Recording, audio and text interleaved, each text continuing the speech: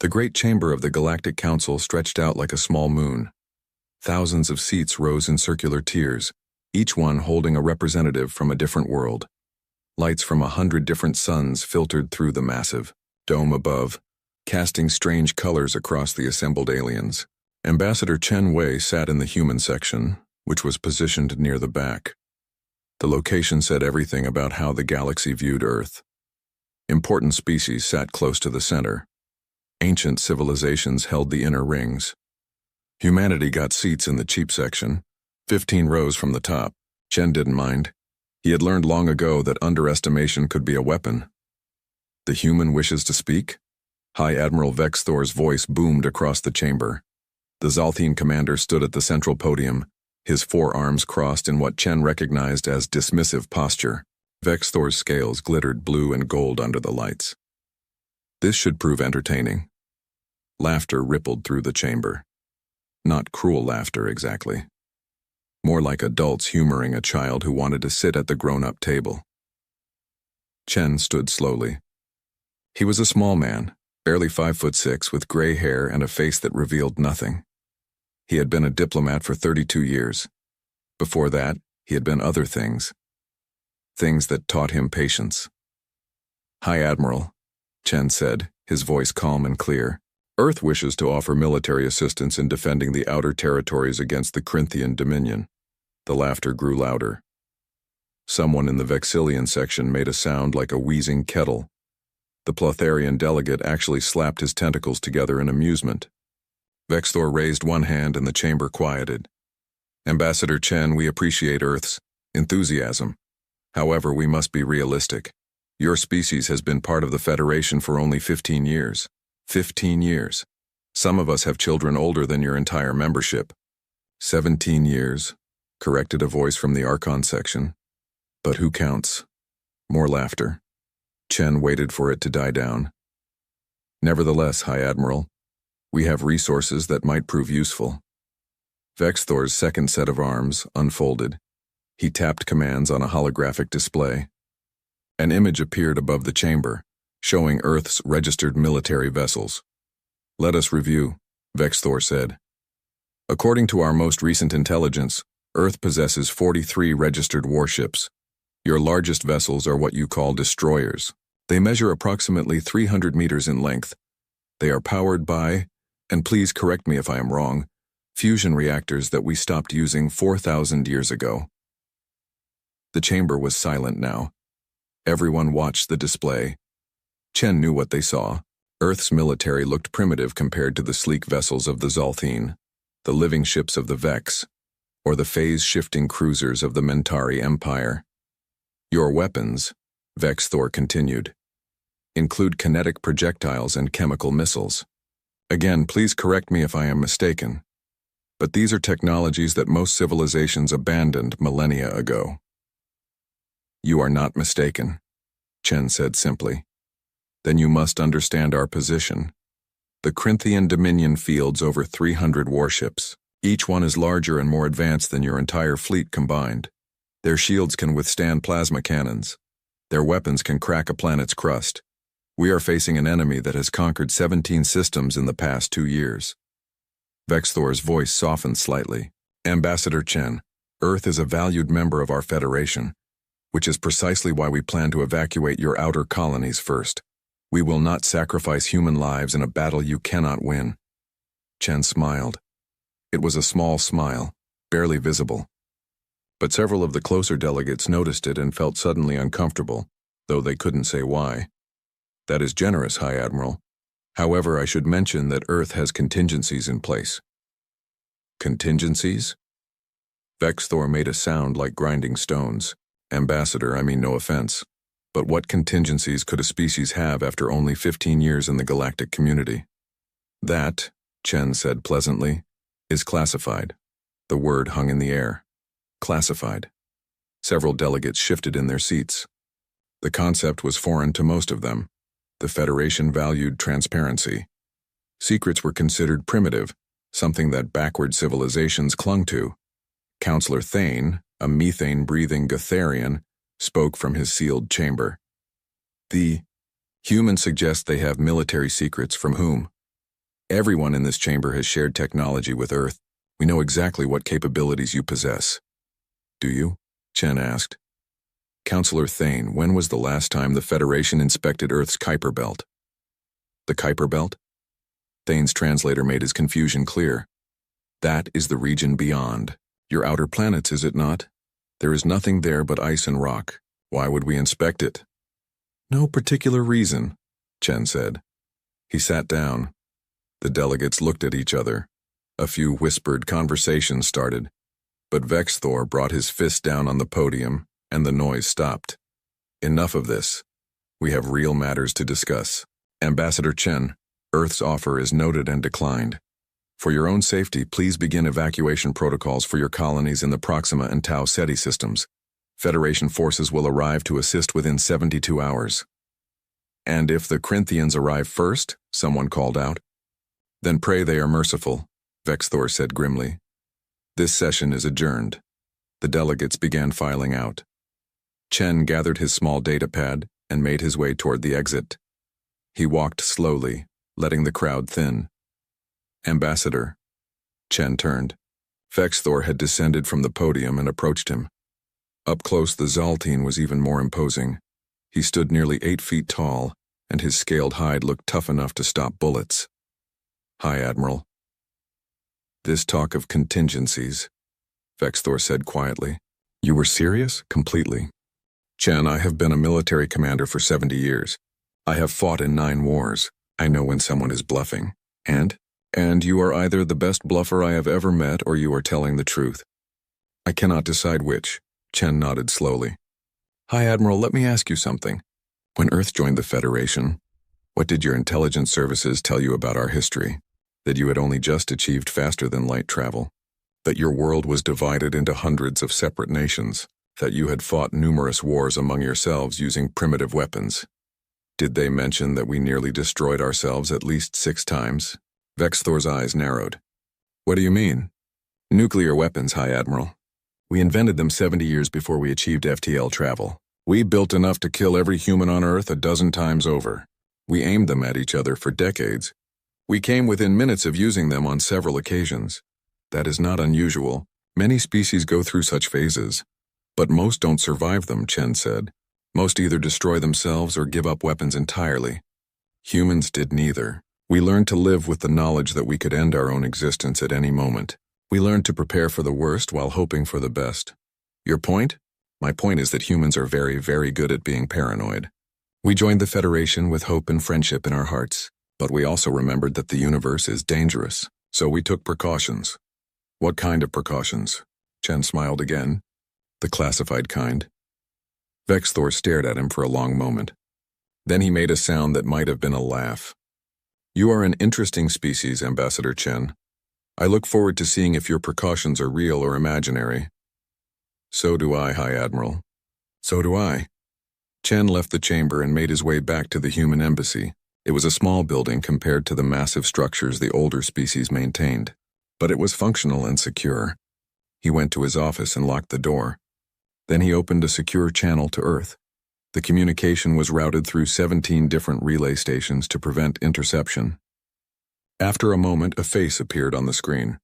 Fleet Admiral Sarah Kobayashi looked exactly like what she was. A career military officer who had seen too much and slept too little. Her hair was pulled back in a tight bun. Her eyes were dark and sharp. She wore the dress uniform of the United Earth Space Navy, though few people outside Earth knew that organization existed. Ambassador, she said, I watched the council session. That went about as expected. They think we're helpless children, Admiral. Good. Let them think that. Chen leaned back in his chair. Are we ready? We've been ready for 3 years. The Indomitable is fully operational. All combat groups are at staging positions. Crews are trained and equipped. We're just waiting for the word. The Corinthian fleet will reach Proxima Centauri in approximately 48 hours.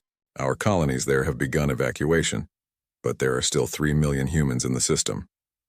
We won't let them down, Kobayashi said firmly. I know, but Sarah, once we do this, there's no going back. The secret will be out. The galaxy will know what we've been building. They'll know we're not sheep waiting for slaughter, Kobayashi said. They'll know that humanity takes care of its own. Chen nodded. Then I'll issue the authorization. Stand by for Protocol Lazarus. Standing by. Chen took a deep breath. For 15 years, Earth had played the role of the grateful newcomer. They had accepted technology, learned from older species, and smiled while being patronized. But the entire time, in the dark reaches of the outer solar system, they had been building. The Kuiper Belt was perfect for hiding construction. It was vast, cold, and full of debris that scrambled sensors. Over the course of a decade, Earth had mined asteroids, built shipyards, and constructed a fleet that would make the galaxy reassess everything they thought they knew about humanity. The project had cost trillions. Every nation on Earth had contributed. Resources had been diverted. Scientists had worked in secret. Engineers had solved problems that should have been impossible. And at the center of it all was the Indomitable, a supercarrier 12 kilometers long, a ship that incorporated human ingenuity with reverse-engineered alien technology, a vessel carrying enough firepower to level a continent. And it wasn't alone. Chen activated his secure console and entered his authorization codes.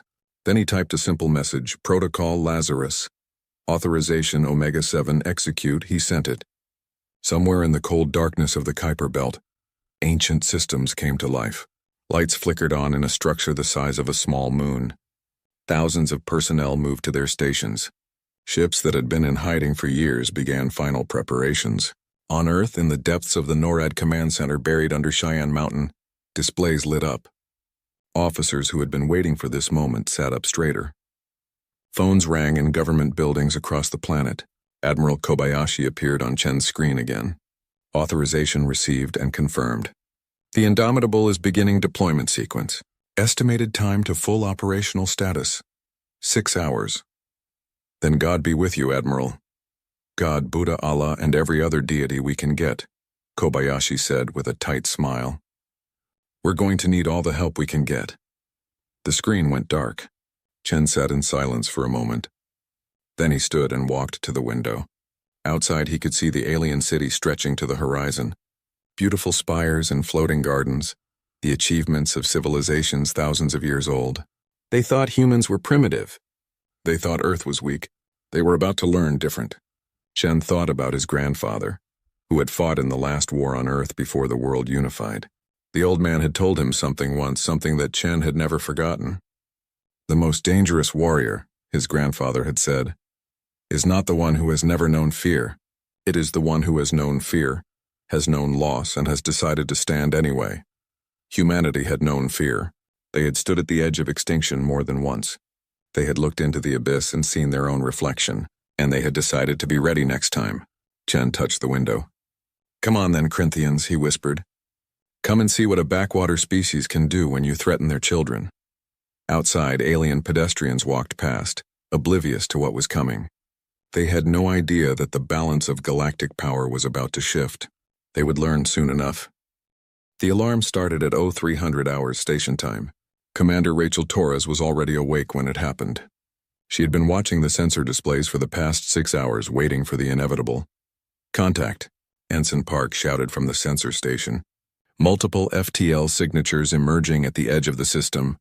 Counting, 50, 80, 120 vessels. Ma'am, they're still coming through. Rachel stood up from her chair on the bridge of the UES Defiant. Her destroyer was one of 40 human ships positioned throughout the Proxima Centauri system. They were the official Earth fleet. The ships that everyone knew about. They were about to face over 300 Corinthian warships. Sound general quarters. All hands to battle stations. Send the warning to the civilian stations. Evacuation protocol is now active. Around her, the bridge crew moved with practiced efficiency. Red lights bathed the bridge. The ship's engines hummed to full power. Weapon systems came online. Final count, ma'am. 312 enemy vessels. Battleship class, cruisers, and destroyers. They're forming up in attack formation. How long until they reach the colony? At current speed, 4 hours. But ma'am, there's no way we can hold them off for that long. We don't have to hold them off, Rachel said quietly. We just have to slow them down. The Corinthian fleet looked like a swarm of angry insects on the tactical display. Their ships were biological constructs, grown rather than built. They were bone white with black markings, and they pulsed with an eerie bioluminescence. Each one was several times larger than the Defiant. Commander Torres knew the statistics. She had studied them for weeks. A single Corinthian battleship could destroy her ship with one shot. The shields on those vessels could absorb a nuclear blast. Their weapons could boil away a ship's armor in seconds. But humans had something the Corinthians didn't expect. They had desperation, creativity, and a willingness to do whatever it took. Communications. Send to all ships. Execute Plan Delta 7. Mark my countdown. 3, 2, 1. Execute. Across the system, the human fleet split into small groups. Instead of forming a traditional battle line, they scattered. Destroyers and frigates accelerated in different directions, moving at angles the enemy wouldn't expect. The Corinthians had never fought humans before. They didn't know how humans fought. Enemy fleet is accelerating. They're confused, ma'am. Their formation is becoming disorganized. They expected us to meet them head-on. Good, Rachel said. Helm, bring us about. Heading 270 Mark 15. Flank speed. The Defiant wheeled through space. Her fusion engines burned bright blue. Rachel felt the artificial gravity compensate for the acceleration, but just barely. Her stomach did a small flip. Weapons, prepare torpedo spread. Pattern echo, wait for my mark. Torpedoes ready, ma'am. Rachel watched the tactical display. The Corinthian fleet was trying to reorganize. Their battleships were moving to the center, cruisers forming a protective screen. It was standard tactics. Textbook formations that had worked for them across 17 systems. But Rachel wasn't following a textbook. She was following plans that had been drawn up by some of the best tactical minds on Earth. People who had studied every battle the Corinthians had ever fought. People who had found patterns and weaknesses. Range 200,000 kilometers. They're launching fighters, ma'am. Fire torpedoes. All tubes. Then get us out of here. Full evasive. The Defiant shuddered as 12 torpedoes streaked away from her tubes. They were simple weapons by galactic standards. Chemical propellant. Nuclear warheads. The kind of thing that most aliens considered obsolete. But they were fast, hard to track, and there were a lot of them. Across the system, every human ship fired at once. 480 torpedoes raced toward the Corinthian fleet. The enemy's point defense systems opened up, tracking and destroying incoming warheads. Bright flashes marked successful intercepts, but not all of them. Not nearly all of them. 16 torpedoes got through. They detonated against the shields of Corinthian cruisers and destroyers. The nuclear explosions looked like tiny suns blooming in the darkness. Shields flared and failed. 2 cruisers took direct hits and began venting atmosphere. Damage report on enemy vessels. 2 destroyers destroyed, 3 cruisers heavily damaged. But ma'am, they're launching a full spread of return fire. Rachel gripped her chair. All power to engines. Get us behind that asteroid cluster, now. The Defiant dove, her helmsman pushing the ship to her limits. Behind them, plasma bolts and energy beams turned the space they had just occupied into a death zone. One shot grazed their shields. Alarms screamed. Lights flickered. Shield generator 2 is offline. Hull breach on deck 4. Seal it off. Keep moving. The destroyer slipped behind a massive asteroid, using it as cover. Around the system, the rest of the human fleet was doing the same thing. They weren't trying to win. They were trying to survive and buy time. On the colony world below, 3 million humans were loading onto every ship that could fly. Transport vessels, cargo haulers, even private yachts. Anything with an engine and life support. Major David Kim stood in the Spaceport Command Center watching the evacuation. He was a colonial marine, one of 500 defending the port. Behind him, families rushed toward loading ramps. Children crying. Parents carrying too much luggage. Elderly people being helped by younger volunteers. How long do we have? He asked. The fleet says they can give us maybe 6 hours before the Corinthians reach orbit. Maybe. 6 hours. David looked at the crowds. There were still 200,000 people waiting to board ships. They needed at least 12 hours. Then we'll hold the port for 12 hours, he said. His sergeant looked at him. Sir, the fleet is getting torn apart up there. If the Corinthians make orbit, we won't last 5 minutes. Then we better make those 5 minutes count. Above them, the battle raged. Commander Torres and her fellow captains were fighting a running battle across the entire system. They used every trick they could think of. They hid in asteroid fields. They fired missiles on delayed timers, letting the enemy think they had missed, then detonating when enemy ships passed by. They used electronic warfare to spoof sensor readings. They even deliberately damaged their own ships to leave false trails. It was working. Sort of. The Corinthian fleet was slowed down, confused and angry, but it was still coming, and human ships were dying. The UES Valiant took a direct hit from a battleship's main gun. The destroyer simply ceased to exist, 500 crew members gone in a flash of light. The UES Vigilant rammed an enemy cruiser when her weapons failed. The impact destroyed both ships. The UES Tenacious fought 3 enemy destroyers to a standstill, then self-destructed when her hull failed, taking 2 of them with her. Rachel watched the tactical display and felt each loss like a knife in her chest. Those were her people, her fellow commanders, friends she had trained with at the academy. Ma'am, we've lost 12 ships. The remaining fleet is down to 60% combat effectiveness. How much time have we bought? 4 hours, 17 minutes, not enough. Not nearly enough. Rachel was about to order another torpedo spread when her communications officer called out. Commander, we're receiving a tight beam transmission. Command frequency. Encryption Omega level. Rachel's breath caught. Omega level.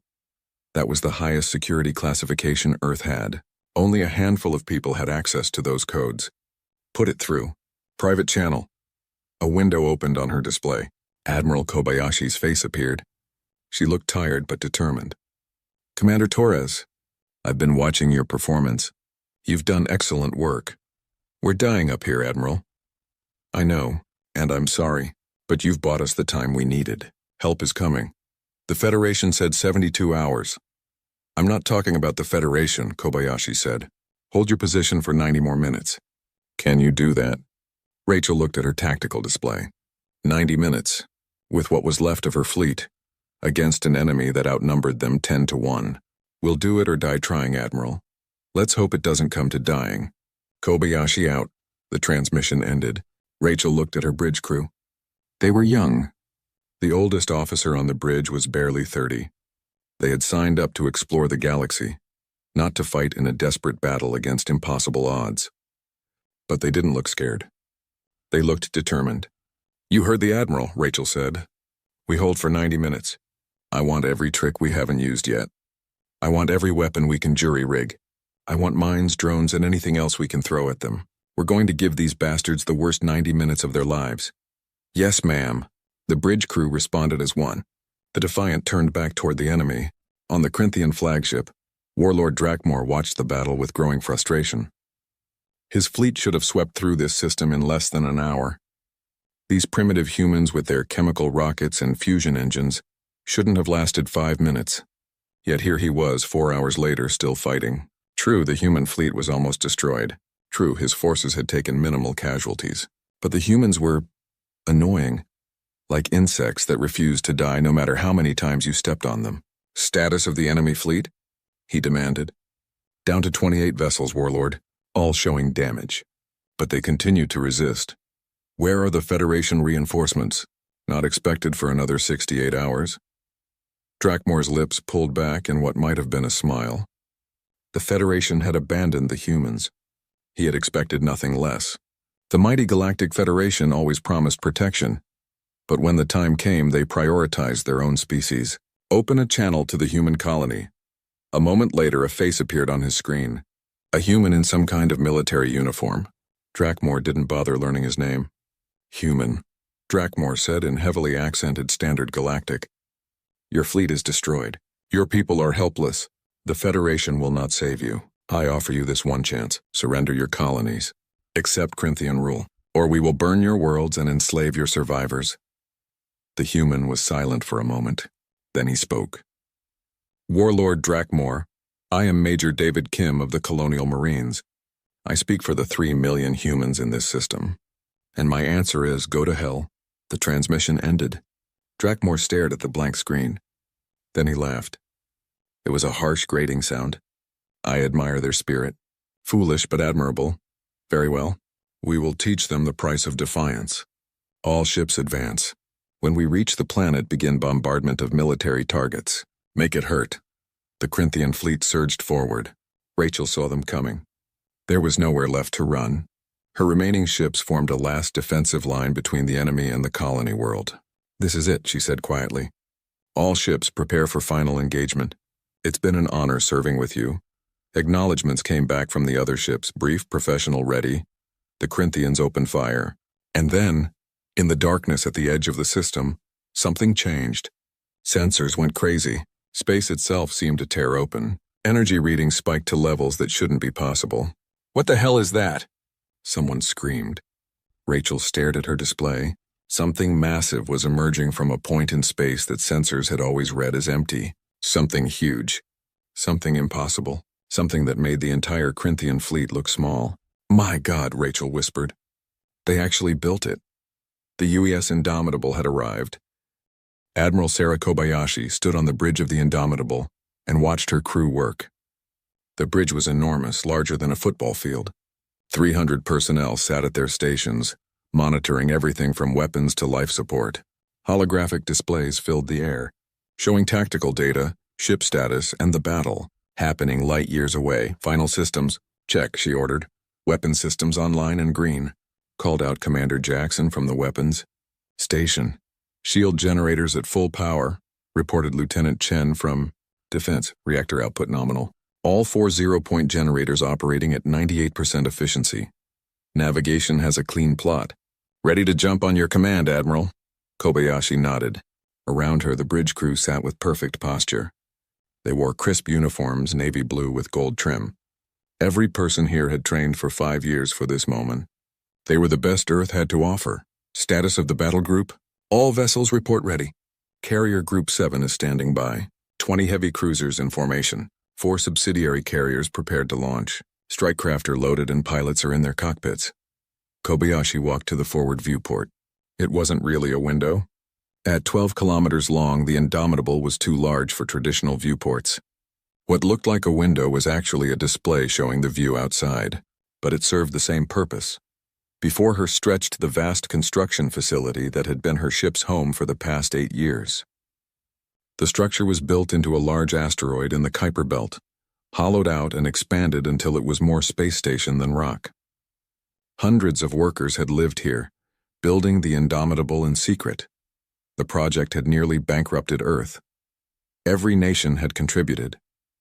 The United States, China, the European Union, India, Brazil, Russia, all of them had poured resources into this single effort. Scientists had worked 18-hour days. Engineers had solved problems that seemed impossible. And slowly, piece by piece, the greatest warship humanity had ever built took shape. She was 12 kilometers of human ingenuity. Her hull was constructed from materials that didn't exist in nature, created in zero-gravity foundries and reinforced with force fields. Her weapons combined human creativity with alien technology traded for or reverse-engineered from crashed ships. Her shields used quantum manipulation techniques that even the Federation thought were theoretical. And she was about to prove that Earth was not as helpless as everyone thought. Communications. Open a channel to Earth Command. A screen appeared. General Martinez sat in the NORAD command center, surrounded by staff officers and displays showing data from around the solar system. "Admiral," he said, "the Corinthians have broken through to Proxima. Our fleet has fought beyond all expectations, but they can't hold much longer." "I know, sir. We're ready to jump." Martinez leaned forward. "Sarah, once you do this, there's no hiding anymore. The galaxy will know. Some of them won't be happy. Let them be unhappy, sir. We're not going to stand by and watch our people die." "Agreed. You have full authorization. Bring our people home, Admiral." "Yes, sir." Kobayashi out. The screen went dark. Sarah turned to her crew. "This is it, people. For the past 15 years, Earth has played nice with the galaxy. We've smiled and learned and pretended to be grateful children learning from our elders. But we're not children. We're survivors. Our species has been through wars, plagues, disasters, and near extinctions. We're still here because we adapt, we endure, and we protect our own." She paused, looking at the faces around her, young and old, men and women, every ethnicity Earth had to offer, united in purpose. Today the galaxy learns that humanity is not prey. We're not victims. We're not weak. Today we show them what humans can do when you threaten our families. All hands prepare for jump. Take us to Proxima Centauri. Jump calculations locked in. Navigation reported. Distance 4.2 light-years. Jump window in 30 seconds. All ships report ready to jump, communications added. Power to jump drives, Kobayashi ordered. The Indomitable hummed. Deep in her core, the jump drives activated. They used technology that Earth had learned from the Federation, but improved on, modified, made better. The drives created a bubble in space-time, allowing the ship to cross vast distances in seconds. But creating a jump field for a ship this size required enormous power. The 4 zero-point energy reactors went to maximum output. Lights flickered. The air itself seemed to vibrate. Jump in 5, 4, 3, 2, 1. Jumping now. Reality twisted, space folded, and the Indomitable vanished from the Kuiper belt.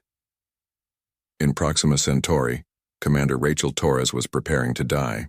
Her destroyer had taken 3 direct hits. Half her crew was dead. Shields were gone. Engines were failing. But she kept fighting. "Fire everything we have left," she ordered. "If we're going down, we're taking some of them with us." The Defiant fired her last torpedoes. They streaked toward the nearest enemy cruiser, and then Rachel's sensor officer screamed, "Ma'am!" Spatial distortion at grid 773. Energy readings are off the scale. "Something's coming through." Rachel looked at her displays. A point in space was glowing, growing brighter. Energy levels that made no sense. A jump signature larger than anything she had ever seen. Space tore open. The Indomitable emerged. Rachel had seen the plans. She had been briefed on the project. She had known intellectually that Earth was building a supercarrier, but knowing something and seeing it are 2 different things. The ship was massive, 12 kilometers from bow to stern. Her hull was dark gray, studded with weapons emplacements and launch bays. Shield generators glowed along her flanks. Engine arrays at her rear burned with blue-white fire. She looked like a moving fortress, a city that flew through space. "Mother of God," Rachel whispered. But the Indomitable wasn't alone. Behind her came the rest of the battle group. 20 heavy cruisers, each one 3 kilometers long.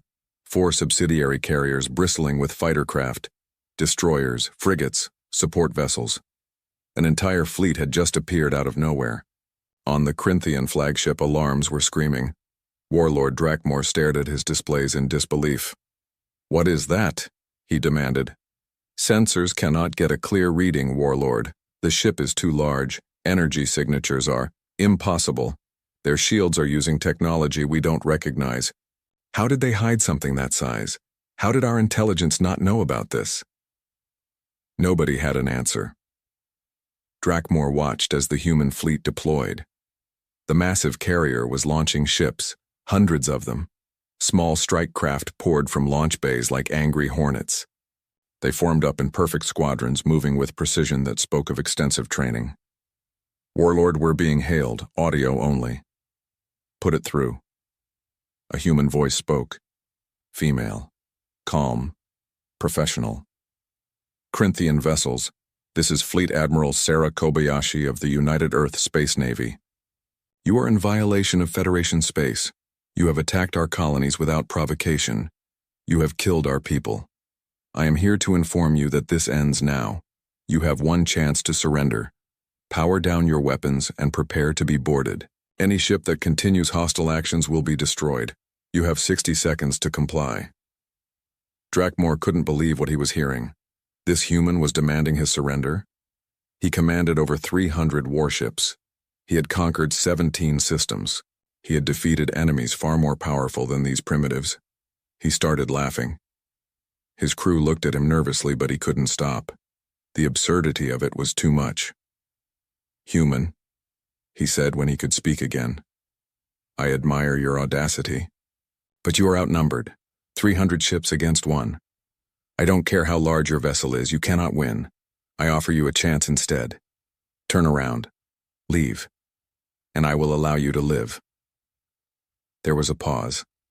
Then the human spoke again. "I'm sorry you feel that way. All ships, weapons-free, engage." What happened next would be studied in military academies for generations. The Indomitable opened fire. Her main guns were called magnetic accelerator cannons, MAX for short. They used electromagnetic fields to launch projectiles at tremendous speeds. The projectiles were solid tungsten rods, each one weighing several tons. They moved at a significant fraction of light speed. The first MAC round hit a Corinthian battleship amidships. The kinetic energy was so enormous that the ship's shields might as well not have existed.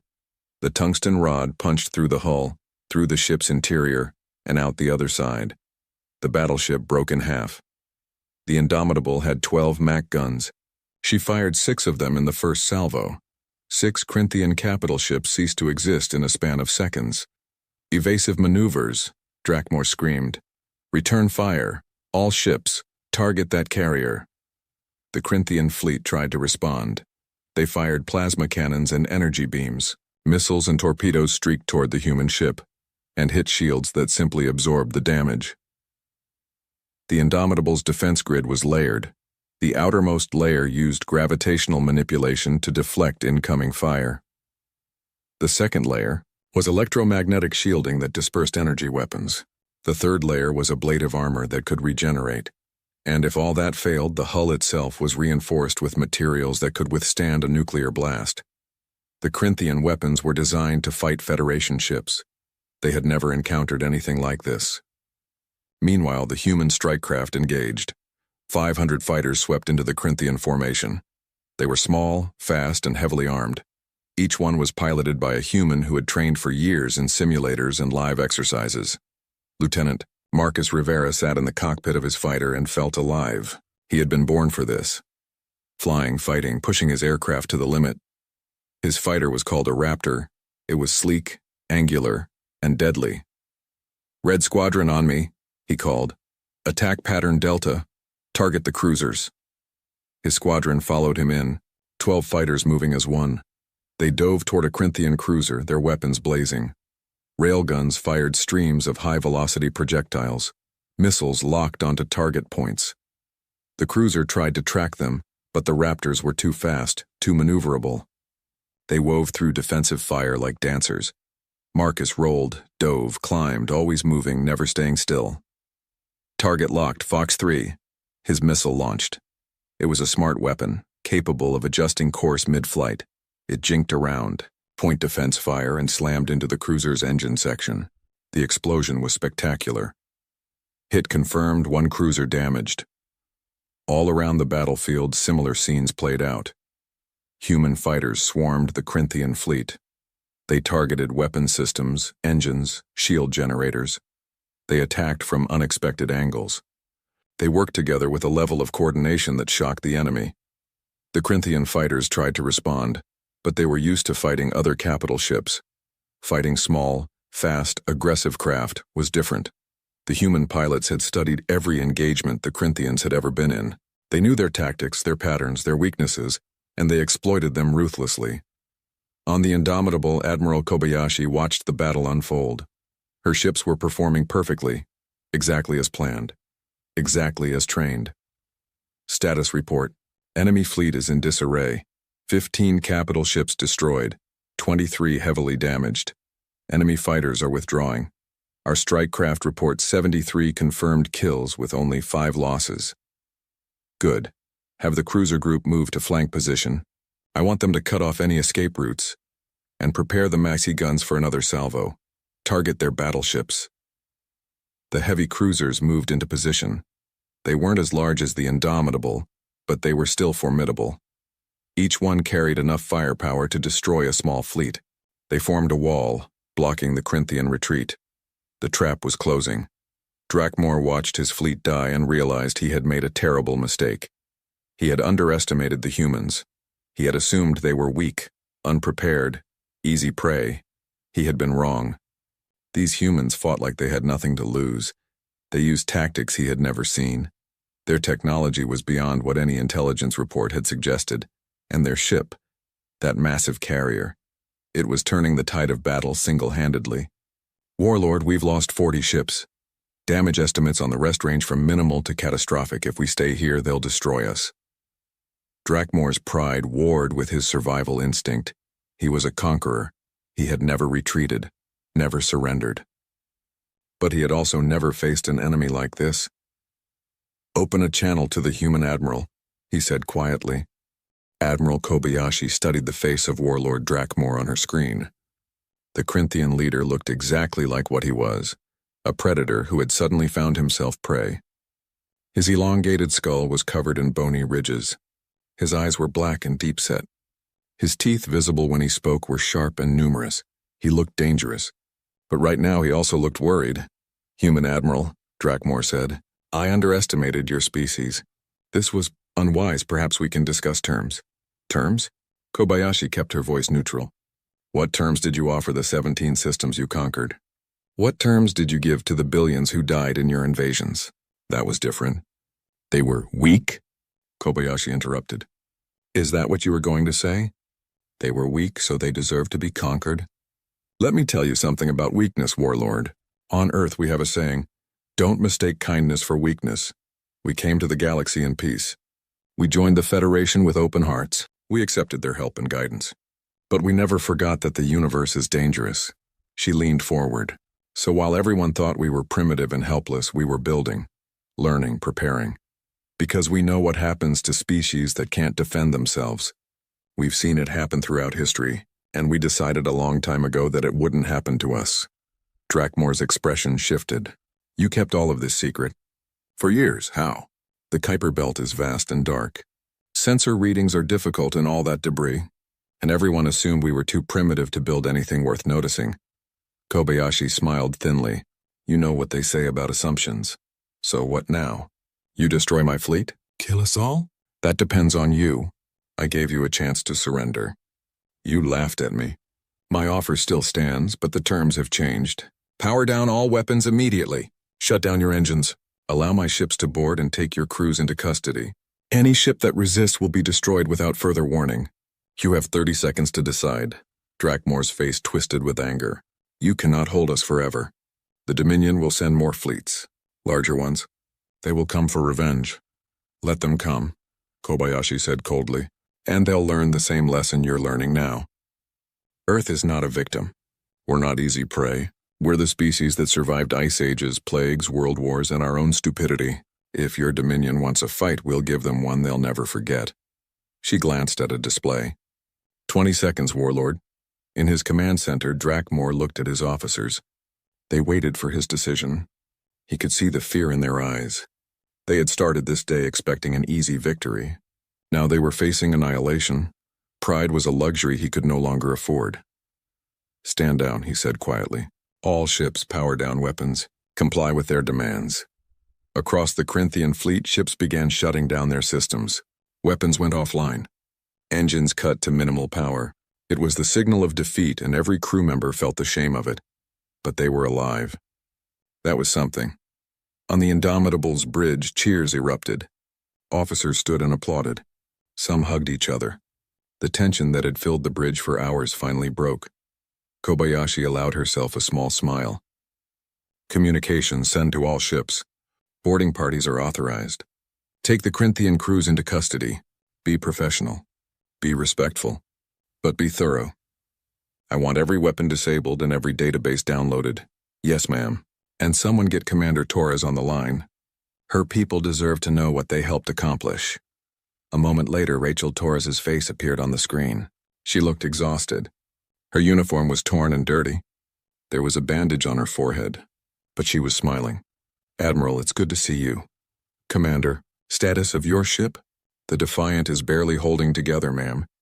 We lost 60% of our crew, but we're still flying, barely. You bought us the time we needed. You and every ship in your fleet. Earth owes you a debt we can never repay. Rachel shook her head. We were just doing our jobs, Admiral. But I have to ask, where the hell did all this come from? I knew about the Indomitable project, but the rest? Those cruisers? The carriers? The strike craft? We've been busy, Kobayashi said. Everything you see here was built over the past 8 years. 3 orbital shipyards in the Kuiper Belt. 50,000 workers. Resources mined from asteroids and outer system moons. We built an entire fleet in secret. The Federation is going to lose their minds when they find out. They already are. I'm receiving messages from every major government. The Council wants an emergency session. Ambassador Chen is getting calls from 100 different species. It's going to be an interesting few days. Rachel laughed, then winced. I need to see a doctor. And sleep for about a week. Granted. Good work, Commander. Kobayashi out. The screen went dark. Kobayashi turned to her executive officer, Commander Jackson. He was a tall man with gray hair and 30 years of military experience. He had been with the project since the beginning. Marcus, status of the battle group. All ships report minimal damage. We lost 8 strike craft in combat. Casualties are low. The Corinthians are cooperating with boarding procedures. First reports indicate their databases contain intelligence on Dominion military deployments, ship designs, and strategic plans. Good. Have intelligence start analyzing it. I want to know everything about the Dominion, their strengths, weaknesses, and intentions, because this isn't over. Drakmore was right about one thing. The Dominion will respond to this defeat. Do you think they'll attack Earth? I think they'll seriously consider it, which is why we need to make sure they understand the cost. Kobayashi looked at the tactical display. The Corinthian fleet was scattered across the system, powerless and defeated. But first we have people to rescue. Contact Major Kim at the colony. Let him know the system is secure. On the colony world, Major David Kim received the message with relief so intense it almost hurt. He had been preparing to fight to the last man. Now he could tell his Marines to stand down. Attention all personnel. The fleet has secured the system. The Corinthians have surrendered.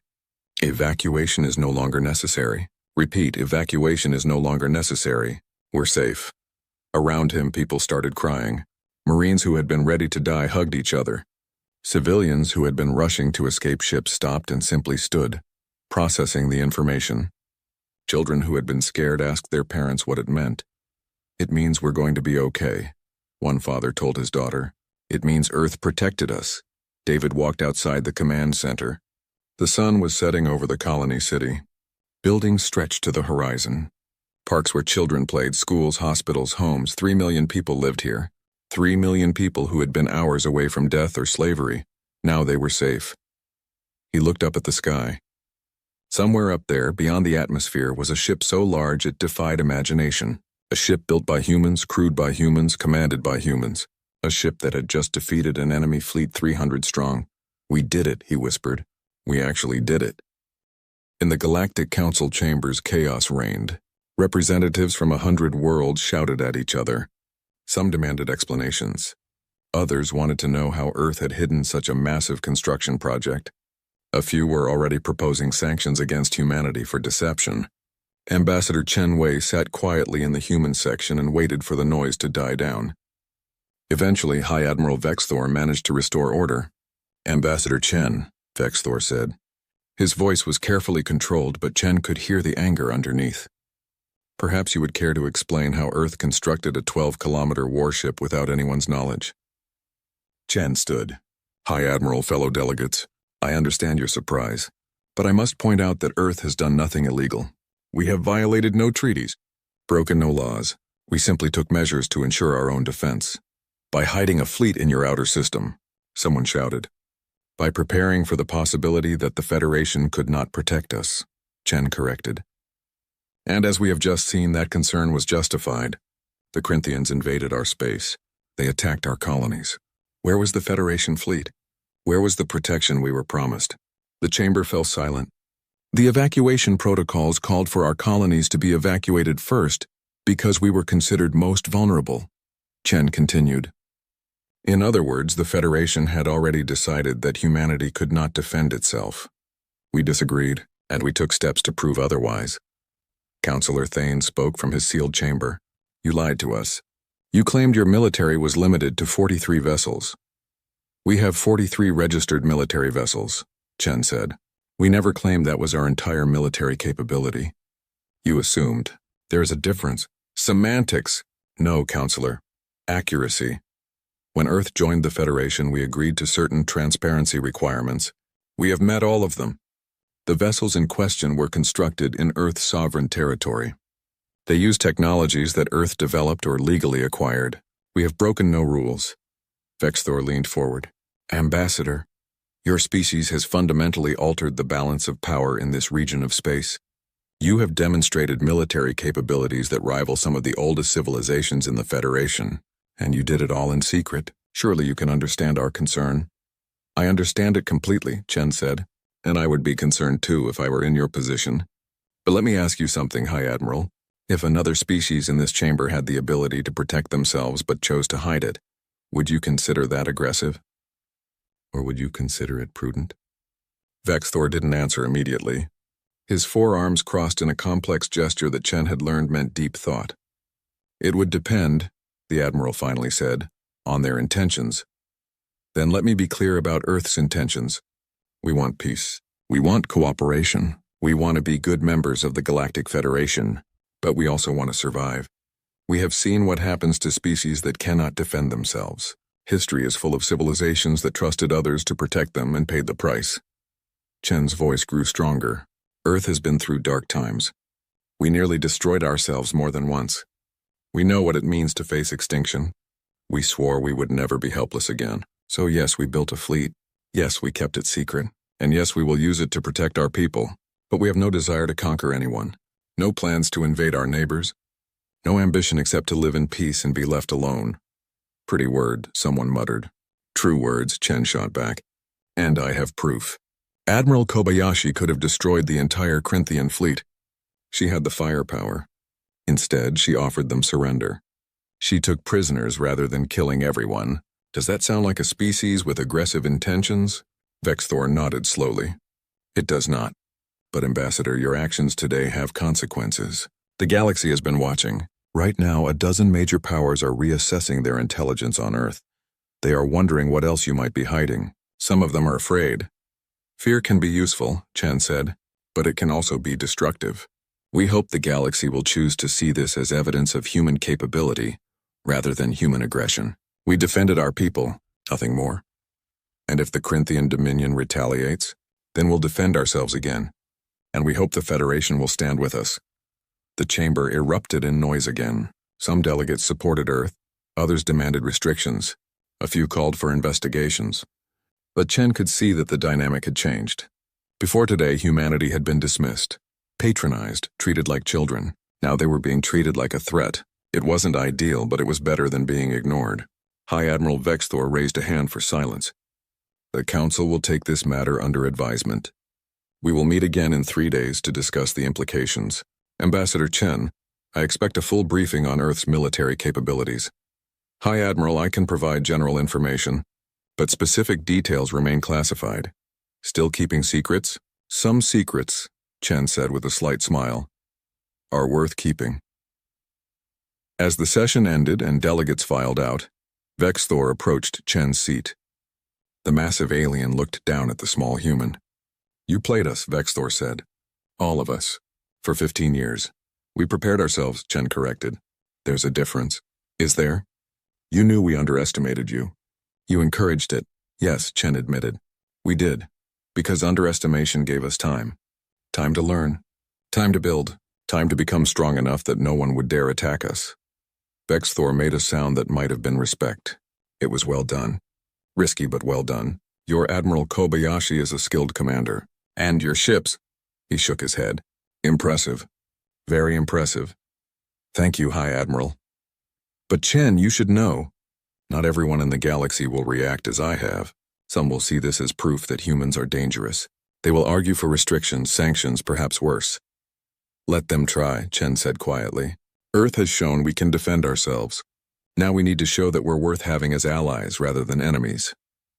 Vexthor studied him for a long moment. You know, when we first met, I thought you were simply a clever diplomat. Now I realize you're much more than that. What were you before you became an ambassador? Chen smiled. That, High Admiral, is classified. 3 weeks after the Battle of Proxima Centauri, the Galactic Council reconvened. This time the atmosphere was different. The usual casual chatter was absent. Delegates arrived early and spoke in hushed voices. Many glanced at the human section, where Ambassador Chen Wei sat calmly reading a data pad. High Admiral Vexthor called the session to order. We are here to discuss the recent events at Proxima Centauri and their implications for the Federation. First, let me present the official report from our military observers. A holographic display appeared above the center of the chamber. It showed the battle in detail. The desperate fight by the human destroyer fleet, the arrival of the Indomitable, the defeat of the Corinthian Armada. The delegates watched in silence. Seeing it laid out like this with analysis and commentary made it even more impressive. The human carrier had taken on 300 warships and won decisively. Casualties on the human side were minimal. The Corinthians had lost over 60 ships destroyed and the rest captured. As you can see, Vexthor continued, Earth's military capabilities were significantly underestimated. Our intelligence services failed to detect a construction project of massive scale. This represents a fundamental failure that we are working to address. How did they hide it? Demanded a Dracorian representative. We have the best sensor networks in the galaxy. The Kuiper Belt, Vexthor explained, is approximately 50 times more distant from Earth's sun than their home world. It's filled with debris that interferes with sensors. The construction facility was built inside a large asteroid, further masking its signature. And Earth used various techniques to disguise energy readings and communications. In other words, said Counselor Thane, they actively deceived us. Chen stood. Counselor, Earth took measures to maintain operational security. This is standard practice for any military project. We did not lie. We simply did not volunteer information that was not requested. A fine distinction. An important distinction. The Federation encourages member species to maintain defensive capabilities. We did exactly that. The fact that our capabilities exceeded expectations is not a violation of any law or treaty. A Vexillian delegate spoke up. But what about the technology? Our experts have analyzed the battle recordings. Your ship uses weapons and shields that combine technologies from multiple sources. Some of it appears to be reverse engineered from systems we shared with you. We learned from what we were taught, Chen said. Earth has always been good at taking existing concepts and improving them. This is not theft. This is innovation. Some might call it weapons proliferation. Some might call it survival. The debate continued for hours. Some species supported Earth's right to defend itself. Others worried about the precedent it set. If one new species could build such a fleet in secret, what stopped others from doing the same? Finally, after much discussion, Vexthor called for a vote. The question before the Council is simple. Does Earth's construction of a military fleet in secret violate Federation laws or principles? All in favor of sanctions against Earth indicate now. Chen watched the vote count. His expression remained neutral, but inside he was calculating. If enough species voted for sanctions, Earth's position in the Federation would become untenable. They might have to leave.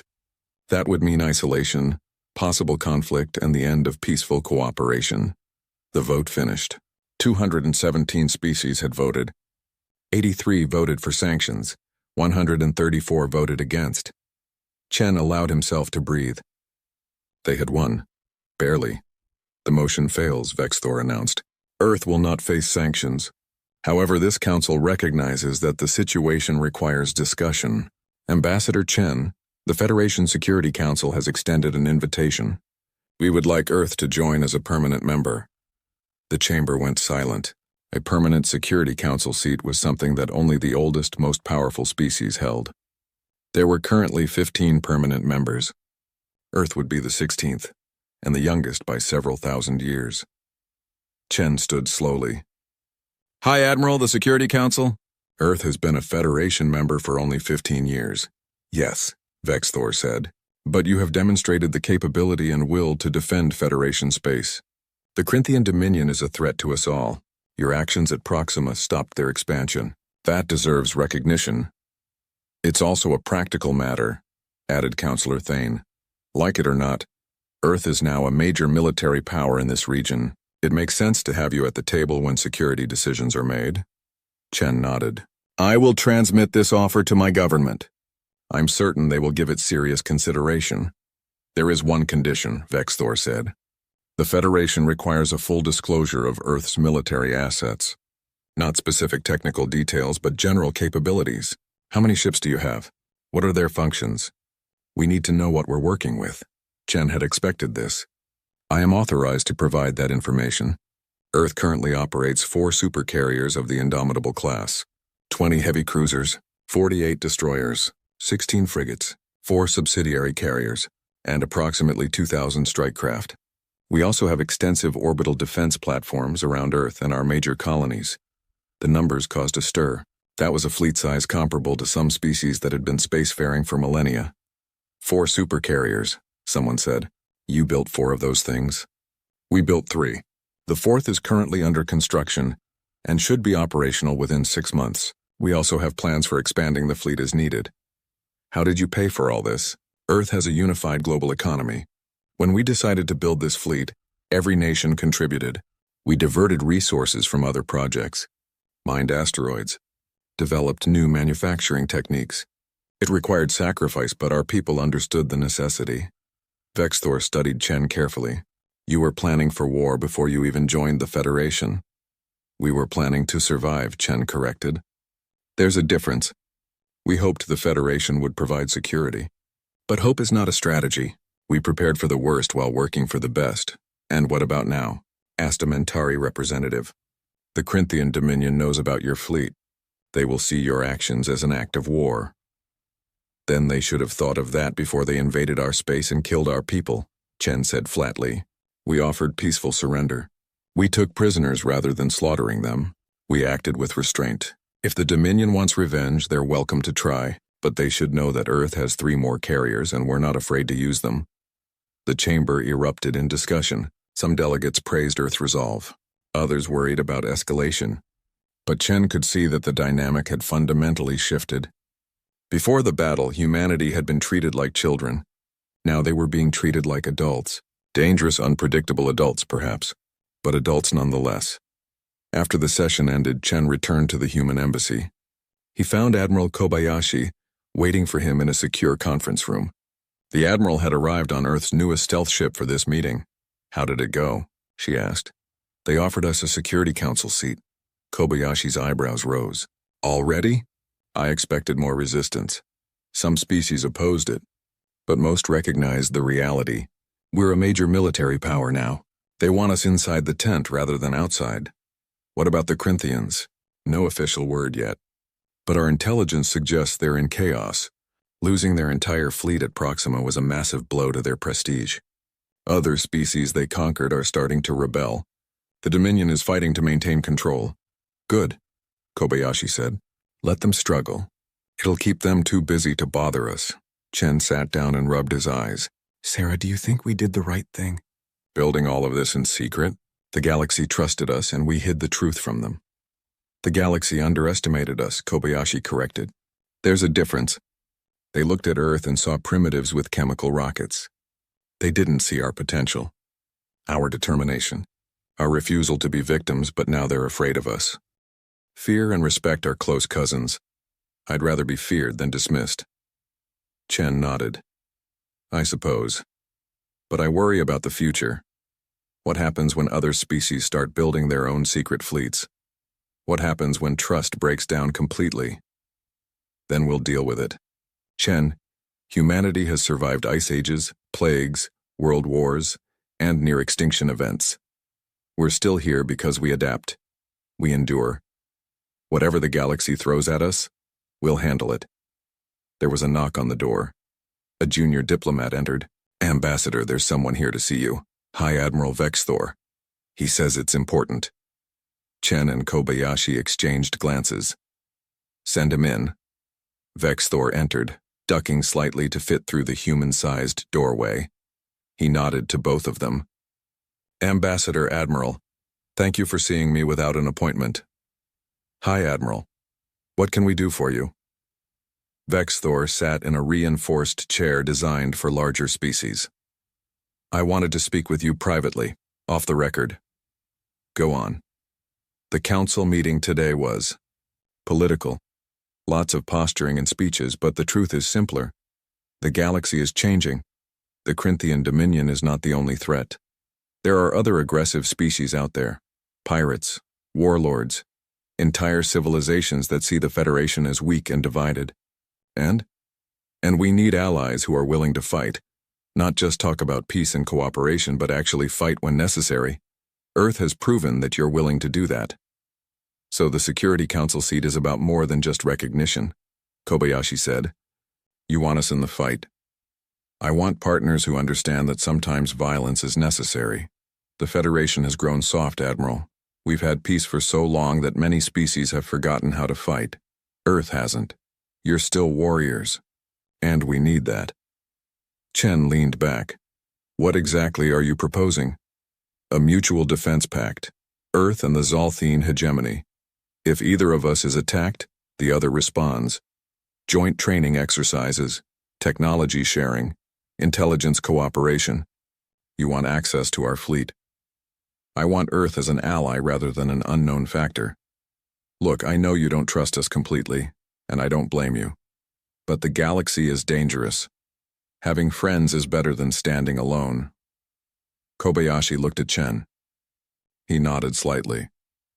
We'll consider it, Chen said. But understand, High Admiral, Earth's priority is protecting our own people. We're not going to become the Federation's attack dog. I wouldn't want you to be.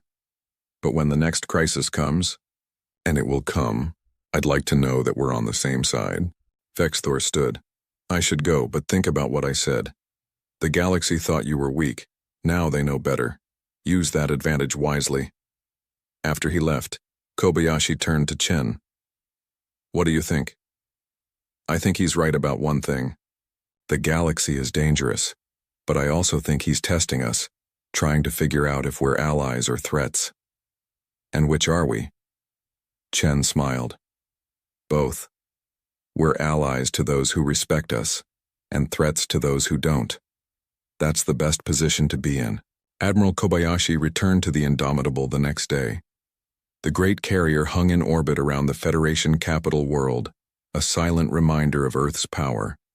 Thousands of aliens came to see it, taking pictures and tours of the exterior. It had become something of a tourist attraction. On the bridge, Kobayashi stood at her usual spot and looked at the planet below. It was beautiful. Purple oceans, green continents, cities that glowed even in daylight. This world had been at peace for 5,000 years. No wars, no conflicts, just prosperity and growth. Earth had never known such peace. Humanity's history was written in blood and fire. But maybe that was okay. Maybe species needed to struggle to become strong. Admiral, we're receiving a transmission from Earth Command. Put it through. General Martinez appeared on the screen. He was smiling. Admiral Kobayashi, I have news. The President has authorized construction of 2 additional supercarriers. They're also approving expanded shipyards in the Kuiper Belt and Saturn's orbit. We're doubling the size of the fleet. That's excellent news, sir. What about the Security Council seat? We're accepting it. Chen will make the official announcement tomorrow. Earth is going to be a major player in galactic politics whether we like it or not. Might as well embrace it. Yes, sir. What are your orders for the battle group? The Indomitable will remain at the Federation capital for another month. Let them see what humanity can do. Let them remember. Then you'll begin a tour of our colony systems. Show the flag. Remind everyone that Earth protects its own. Understood, sir. And, Admiral, well done. You and your crew have done something remarkable. You've changed the galaxy's perception of humanity. That's not a small thing. Thank you, sir, but I couldn't have done it without my people. They're the real heroes. Agreed. Martinez out. The screen went dark. Kobayashi walked to the forward viewport and looked at Earth's new reality. They had been underestimated, dismissed, patronized, but no more. Now they were respected, feared, recognized as equals. It had taken 15 years of secret work, trillions of dollars, the combined effort of an entire planet. But they had done it. They had built a fleet that could stand against any enemy. They had proven that humanity was not prey. Ma'am? Her executive officer approached. The crew is asking permission to display the flag. Permission granted. Across the hull of the Indomitable, lights activated. They formed a pattern that slowly became visible. The flag of Earth. Blue and green representing the oceans and continents. White stars showing humanity's reach into space. And at the center, a simple message in every language Earth spoke. We stand. 2 words. But they meant everything. We stand for our people. We stand against tyranny. We stand when others fall. We stand because we must. The galaxy had learned that lesson at Proxima Centauri. Earth was not weak. Earth was not helpless. Earth was a species that had survived everything the universe could throw at them, and they would continue to survive. Captain, Kobayashi said quietly, set course for the Tau Ceti system. Let's go check on our colonies. Yes, ma'am. Setting course now. The Indomitable's engines flared. The massive carrier began to move, her escort ships falling into formation around her. They accelerated away from the capital world, heading toward human space. Behind them, aliens watched and whispered, some in admiration, some in fear. But all of them knew one thing now. Humanity had arrived, and the galaxy would never be the same. Far away in the depths of the Oort cloud, construction continued on Carrier Group 7. New ships taking shape in the darkness. More weapons being built. More defenses being prepared. Because humanity had learned the most important lesson of all. Hope for peace, but prepare for war. Trust, but verify. And never ever let anyone think you're helpless. The galaxy had underestimated Earth once. They wouldn't make that mistake again. And somewhere in the cold darkness of space, aboard the largest warship humanity had ever built, Admiral Sarah Kobayashi stood on the bridge and smiled. They had done it. Against all odds. Against all expectations. They had proven that Earth could stand with the giants. And if those giants ever threatened humanity again? Well, Earth had 3 more carriers, and they weren't afraid to use them. The future was uncertain, dangerous, full of threats both known and unknown. But for the first time since joining the galaxy, humanity faced it with confidence. They were ready. They were strong. They were not victims. They were survivors, and they would make sure everyone remembered it.